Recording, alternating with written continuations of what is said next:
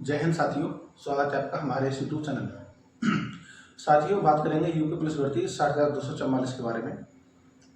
Exam के बाद आपका रिजल्ट आने वाला है और आप सभी बेसब्री से इंतजार कर रहे हो। देखिए, रिजल्ट का कोई अभी डेट तो फिक्स नहीं है, लेकिन आपने न्यूज़पेपर में भी देखा होगा या फिर किसी भी वीडियो के माध्यम से आपको जानकारी मिली होगी कि जो आपका रिजल्ट है वो बहुत जल्दी यानी कि अक्टूबर नवंबर तक आपका रिजल्ट आ जाएगा और आपका फिजिकल करा दिया जाएगा। तो इसी संबंध में हम आपसे बात कर रहे हैं। क्या आपको ऐसा लगता है कि आपका जो फिजिकल है वो नवंबर दिसंबर में करा दिया जाएगा? आपको क्या लगता है? आपको इस बारे में एक कमेंट वीडियो के नीचे अपना छोड़ना है और बताना है कि आपको लगता क्या है, वास्तव में फिजिकल कब तक हो सकते हैं, आपका जो रिजल्ट है वो कब तक आ सकता है, कट ऑफ कब तक आएगी, ये भी आप बता सकते हैं, कमेंट करें। कट ऑफ जो रहेगी उसमें आप सभी जानते हैं, उसमें नॉर्मलाइजेशन के बाद ही वो कट ऑफ आएगी और नॉर्मलाइजेशन होने के बाद ही आपका रिजल्ट आएगा। नॉर्मलाइजेशन की जो प्रक्रिया होती है वो आप सभी जानते हैं कि जिस भाई या जिस अभ्यर्थी का पेपर कठिन आता है और दूसरे का पेपर यदि सरल आया है तो दोनों ही पेपर को समान आधार पर उसको किया जाता है, सामान्यकरण दोनों पेपर का किया जाता है। यही नॉर्मलाइजेशन होता है, इसी को नॉर्मलाइजेशन कहते हैं। यदि किसी पेपर में मान के चलिए उसमें बहुत ज़्यादा कठिन है और एवरेज जो प्रश्नों की संख्या करने वालों की वो मान के चलिए 90 प्रश्न आप लोग सही कर पा रहे हो, उसमें एवरेज ज़्यादातर लड़कों का, और दूसरे पेपर में 110 या 100 प्रश्न सही कर पा रहे हो, तो दोनों पेपरों को बराबर किया जाएगा और जिसका पेपर कठिन है उसको नॉर्मलाइजेशन की प्रक्रिया के तहत कुछ नंबर प्रदान किए जाते हैं। ये नंबर फिक्स नहीं होते हैं। यदि आपको ऐसा लग रहा है कि नॉर्मलाइजेशन यूपी प्लस के पेपर में होगा तो किसी को 50 नंबर मिलेंगे या किसी को 10 नंबर मिलेंगे या किसी को 20 नंबर मिलेंगे, तो फिक्सेशन नहीं है। फिक्सेशन कुछ भी नहीं होता है नॉर्मलाइजेशन में, ये पेपर के आधार पर होता है। आपने नेगेटिव प्रश्नों में कितना मतलब नेगेटिव किए हैं, आपने कितने कम नेगेटिव किए हैं या कितने सही क्वेश्चन किए हैं, इस बात का भी फर्क पड़ता है आपके नॉर्मलाइजेशन पे। अच्छा, रिवाइज्ड जो आंसर की है, रिवाइज्ड आंसर की आने वाली है, आपकी आपत्तियों का निस्तारण होने वाला है। आपकी पिछली वीडियो में मैं ये बात बता चुका हूँ। जब रिवाइज्ड आंसर की आ जाएगी तो वो आपकी फाइनल आंसर की होगी और उसी के आधार पर आप अपने अंकों को देख सकते हैं। उसके बाद कुछ समय ब्रेक लेगी भर्ती बोर्ड ब्रेक लेने के बाद आपका जो कट ऑफ है, कट ऑफ आपका आ जाएगा। अब देखने में ये आ रहा है जो ये कट ऑफ है, कट ऑफ को लेकर देखो चिंता तो सबको रहती है, ये तो आम बात है, हमको भी रही थी जब हमारा सिलेक्शन हुआ था। हम सही बता रहे हैं आपको, मतलब YouTube पर इतना वीडियो देखते थे कट ऑफ की, इतना वीडियो देखते थे जिसका कोई एक दिन में 10-10 वीडियो देख डालते थे। कोई भी YouTube चैनल कहीं से भी कट ऑफ की वीडियो बना रहा है और हम उसको देख रहे हैं, जबकि हम जानते थे, इतनी बार ऐसी बात नहीं, हम जानते थे कि कट ऑफ कितनी जाएगी। इतना तो आकलन और इतने हमारे आंकड़े तो पहले से ही शुरू से ही सही होने लग गए थे। तो ऐसे ही नहीं है कि आप कट ऑफ के चक्कर में आप दिमाग को खराब कर लें। देखो,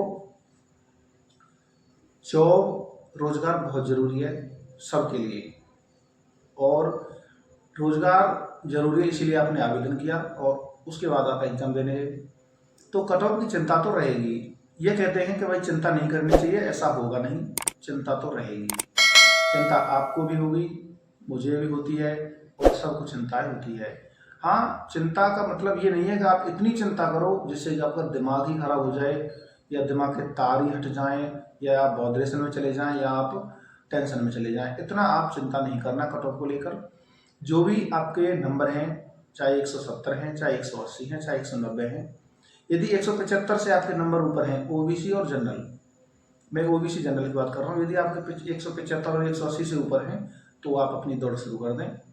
अभी भी समय है, दौड़ अपनी बनाए रखें, क्योंकि कभी कभी ऐसा होता है आप दौड़ नहीं किए और एकदम ऐसा कुछ होता है, क्योंकि नॉर्मलाइजेशन ना कुछ भी हो सकता है, नॉर्मलाइजेशन हो सकता है 180 नंबर वाला पास हो जाए, तब ये होता है। आप दौड़ नहीं करोगे तो आपको बड़ा ही बुरा लगेगा जब आप पास हो जाओगे, यार मैंने तो दौड़ भी नहीं की है। इसलिए आप अपनी पहले से ही दौड़ बनाए रखें। 180 नंबर 175 नंबर से ऊपर दौड़ बनाए रखें। ओबीसी और जनरल, SC ST हैं तो भाई 175 और 150 से ऊपर भी है ना आपके ST कैटेगरी, और SC कैटेगरी 170 165 से ऊपर है तो आप दौड़ करिए, 165 नंबर 170 नंबर। SC कैटेगरी में अच्छे नंबर हैं, हो सकता है आपको 8-10 नंबर का नॉर्मलाइजेशन मिल जाए, आपके 180 नंबर तक पहुंच जाए और आपकी कट ऑफ में आपका नाम आ जाएगा। तो बिल्कुल परेशान नहीं हो कट ऑफ को लेकर। कट ऑफ एक बिंदु है, पॉइंट है जो आपको ये तय करेगा कि आपका वास्तव में क्या सिलेक्शन होगा या नहीं होगा। लेकिन यदि आपका सिलेक्शन नहीं होता है, क्योंकि सबका सिलेक्शन नहीं होगा, ये कड़वा सत्य है, आपको मानना पड़ेगा। सिलेक्शन होगा 60,000 बच्चों का, 60,000 बच्चे ही सिलेक्शन मिलेंगे क्योंकि पदों की संख्या ही इतनी है। तो आपको क्या करना है, अगला जो आपका काम है वो ये है कि आपको कोई नया टारगेट बनाना है, आपको किसी नई भर्ती की तैयारी करनी है। निराश होकर या कायरों की तरह आपको बैठना नहीं है। इतना आप टेंशन में ना जाएं, इतना आप बॉदरेशन में ना जाएं जिससे कि आपका दिमागी काम करना बंद कर दे और आप बिल्कुल शून्य हो जाएं। शून्य नहीं होना है आपको अपने ज़िंदगी के लिए, अपने रोजगार के लिए कुछ भी करना है तो उसके लिए आपको सोचना पड़ेगा, आपको अपना जॉब ढूंढना पड़ेगा, आपको अपनी सर्विस कहाँ आवेदन करना है, कहाँ तैयारी करनी है, कहाँ आपको कोचिंग लेनी है, ये सब आपको फिर से प्लान करना पड़ेगा और ये प्लान आपको करना भी चाहिए। परेशान होने से या हार कर बैठने से आपको कुछ भी नहीं मिलेगा। फिर भी आप जब 1 महीने बाद या 2 महीने बाद जब आप दोबारा से सोचेंगे तब भी आपको वही काम करना है जो मैं बता रहा हूँ। इसलिए यदि आपका कट ऑफ में नंबर नहीं आता है तो भाई आप फिर से तैयारी करें, हारे नहीं। अगर आप सरकारी नौकरी ले सकते हो या अभी भी आपकी एज है तो आप कोशिश करें। पढ़ाई में कहाँ कहाँ कमी है, अपनी कमी को देखें, कमियों को दूर करें।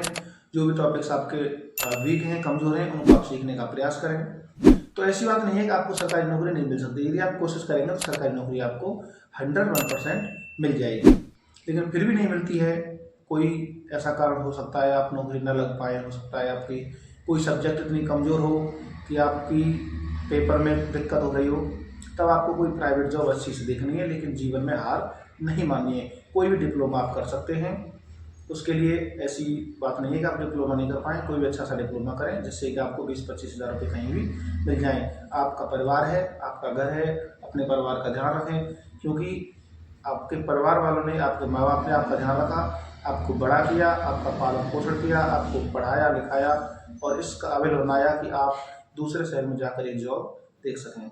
वीडियो अच्छी लगी हो तो लाइक जरूर कर लें। वीडियो देखने के लिए धन्यवाद। जय हिंद, वंदे मातरम।